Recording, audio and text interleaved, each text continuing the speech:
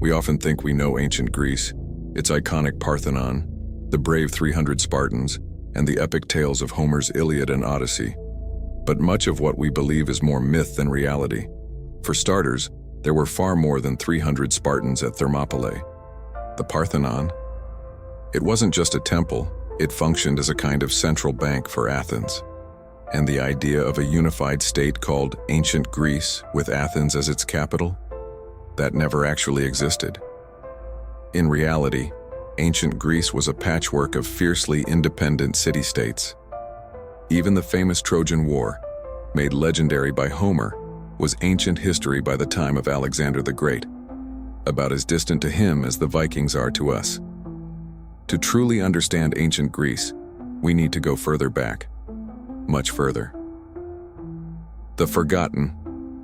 Past by the time of ancient Greece, the pyramids of Egypt were already thousands of years old, and Babylon boasted the world's first megapalace, with early versions of the Tower of Babel. Meanwhile, on the island of Crete, a mysterious and advanced civilization was thriving. The Minoans, as we now call them, built 3-story palaces with no defensive walls. Their art was full of life: flowers, dolphins, blue monkeys, and women confidently walking topless. Men wore loincloths or skirts. This was a peaceful, sophisticated society with a navy and its own undeciphered writing system. But around 1600 BCE, disaster struck. On the island of Thera, modern-day Santorini, the largest volcanic eruption in European history tore the region apart. The sea swallowed cities, towering tsunamis crashed into Crete, and ash blackened the skies. The Minoan world collapsed. Many believe this catastrophe inspired the myth of Atlantis. In the power vacuum that followed, warlike invaders swept in, from the Greek mainland, bringing a new language, early Greek, and a new way of life. Cities like Mycenae, Pylos, and Thebes rose behind massive 6-meter-thick walls. Unlike the Minoans, life here was brutal and militarized. The age of Mycenae. The Mycenaeans were warriors, traders, and builders. Their tombs overflowed with gold, and many of their clay tablets recorded financial transactions. Mycenae eventually led the assault on Troy, a story that survived in Homer's Iliad. For centuries, the tale was considered a myth until, in the 19th century, German amateur archaeologist Heinrich Schliemann unearthed the ruins of both Troy and Mycenae. Even so, the fall of Troy marked the start of a wider collapse. Entire civilizations vanished as barbarian raids swept across the Mediterranean. Cities crumbled, trade networks fell apart, and writing was lost. The Greek Dark Ages, for the next 400 years, Greece entered a dark age. Literacy disappeared. Massive palaces were replaced by scattered villages. The complex Minoan and Mycenaean societies were forgotten. What remained? Oral tradition. That's where Homer comes in, whoever he was. We don't know if Homer was one person or many, but the Iliad and Odyssey, finally written down after the Dark Ages, offer a glimpse into this time. Their characters lived simple lives. Kings were just men with more pigs than their neighbors, and wealth was measured in cattle, not coins. Gone were the grand palaces and writing systems. In their place, ashes, oral poetry, and survival, the Dorian invasion. The destruction of Mycenaean civilization is often attributed to the Dorians, invaders who were not yet fully Greek and brought a much rougher lifestyle. They didn't build cities. They left behind only the basics: ships and pottery wheels. The former Minoans either fled or hid in the mountains. It took nearly 4 centuries for the Greeks to start over, this time from scratch. Only by the 9th and 8th centuries BCE did the fog of the Dark Ages begin to lift. A new alphabet, a new beginning. The Greeks of Ionia borrowed a new alphabet from their neighbors, the Phoenicians, one that would become the basis for both Greek and eventually Latin. This was a turning point. With writing came history, poetry, and philosophy. And only now, finally, do we recognize what we call ancient Greece. A land divided, but even this version of Greece wasn't a country as we understand it. It had no capital, no central government. Instead, it was a mosaic of independent city-states: Athens, Sparta, Corinth, Thebes, each with its own laws, armies, and culture. Why so fragmented? Because the land itself encouraged division. Greece is mountainous and split by the sea. Few regions were suitable for large-scale agriculture, so the Greeks looked outward. Colonization began, not with conquest, but with curiosity and trade. Cities like Miletus founded dozens of colonies, stretching from modern-day Russia to southern France. With them, they carried their alphabet, their myths, and their ideas, spreading Greek culture far beyond the Aegean. The foundations of the French wine industry, fragments of amphorae scattered from Gibraltar to Georgia.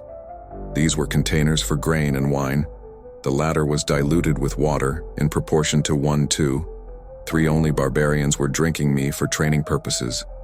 Coins appeared like the alphabet. These two were borrowed from their neighbors, according to Plato, a few centuries. So the Greeks settled around the Mediterranean like frogs around a pond, and yet two cities, Athens and Sparta, almost did not participate. In colonization, the Spartans descended from the warlike Dorians that had destroyed the Mycenaean civilization. They solved the land issue by conquering their neighbors in the broad, flat-out region of Messina.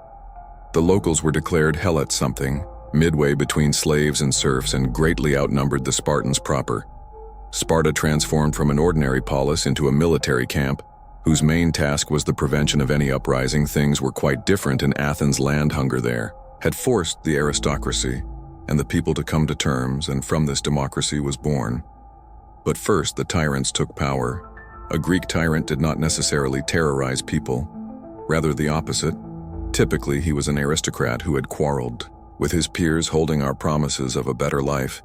He used the common people's support to seize power by force. From then on, all his energies were focused on retaining power.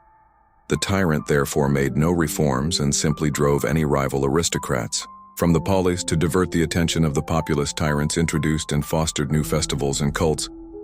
The dissatisfied who perished in the brazen bull. But you can't roast everyone. The tyrants were overthrown, and the suppressed are a stock. Ricci attempted to negotiate with the people, giving birth to Greek democracy. If an ancient Greek were to see modern democracy, he would just say one word: oligarchy. Ancient democracy was direct with no representatives. If a polis had 6,000 citizens, they could all freely participate in the assembly immediately. The number of citizens was less than a quarter of all residents, excluding slaves, women, and the migrant workers called medics. By the middle of the 6th century, the Ionian cities were most advanced, eclipsing Athens and Sparta. They were the first to master such Eastern innovations of the alphabet, coinage, mathematics, naval fleets, and complex trade logistics. Meanwhile, a sudden threat appeared to the rear: the vast Persian Empire. Miletus still hoped to preserve its independence, and with the Fenian aid attempted to resist. Unfortunately, this was in vain, and the Persians torched the city and pressed on. Their attempts to subdue Greece lasted 20 years. We owe our knowledge of this to the first historian Herodotus. According to his account, as many Greeks fought for the Persians of supported Athens and Sparta. How did they win? The first reason was military innovation. At the Battle of Marathon, the Greeks used the phallus, a body of troops fighting in close formation. The Persians allegedly lost 6,400 men, and the Athenians a mere 192. Plus the messenger who ran the 42,192 meters to Athens to announce the victory, after which he dropped there. The second reason was already becoming a meal at the narrow coastal pass of Thermopylae. King Leonidas led 300 Spartans who held back hundreds and thousands of Persians for 3 days. Sure, a few thousand Greeks from other cities and their helot subjects were a big help, yet the Spartan spirit was key. Not for nothing they'd be left in barracks even during times of peace. And the third reason was the peak. Several years prior to the invasion, silver deposits had been found near athletes. This windfall might have been spent on anything, but it was decided to put towards a construction of 203 Rome's fast and maneuverable warships worth 3 rows of oars. Thanks to this new naval force, the Greeks broke the Persians in a decisive naval battle. Counter-offensive began. The Greeks of Sicily defeated their old rivals Carthage.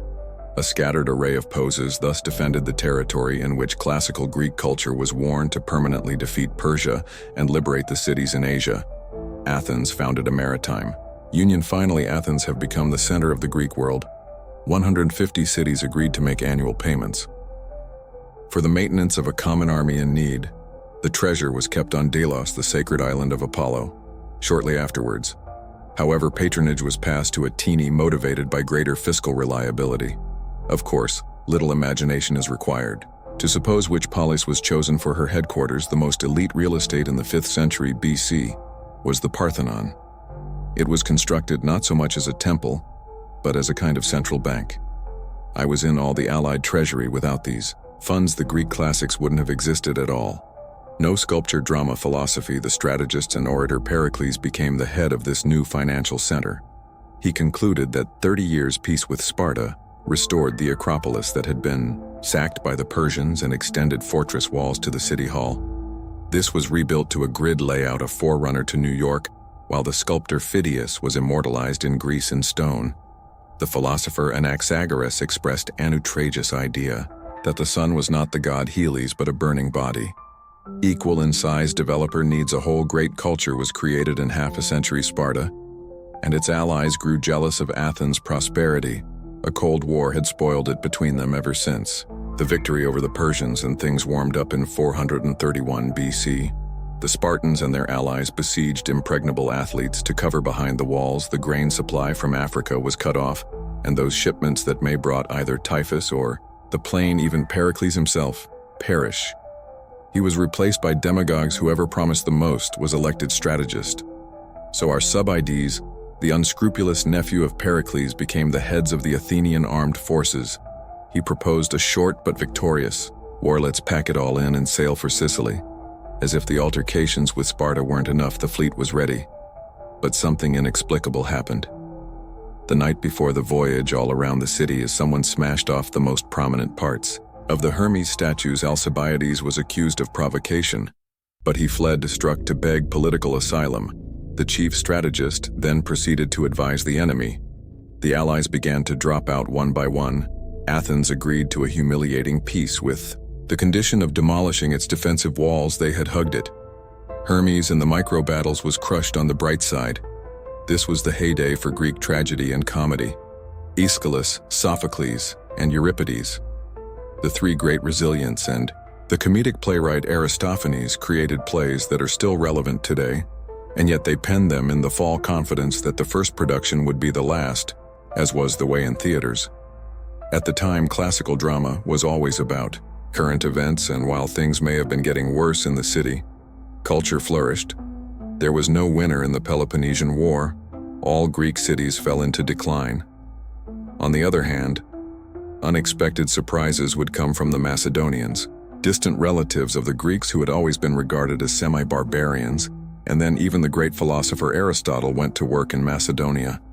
As tutor to an extremely talented boy, the boy's father was Philip II. It was he who built up the Macedonian kingdom, defeating a Greek coalition. He almost managed to unite Greece in order to fight the Persians, but Philip was killed. His son, known to us as Alexander the Great, blazed his way through Asia, broke the army of the Persian King Darius, but still refused to turn back rich in India.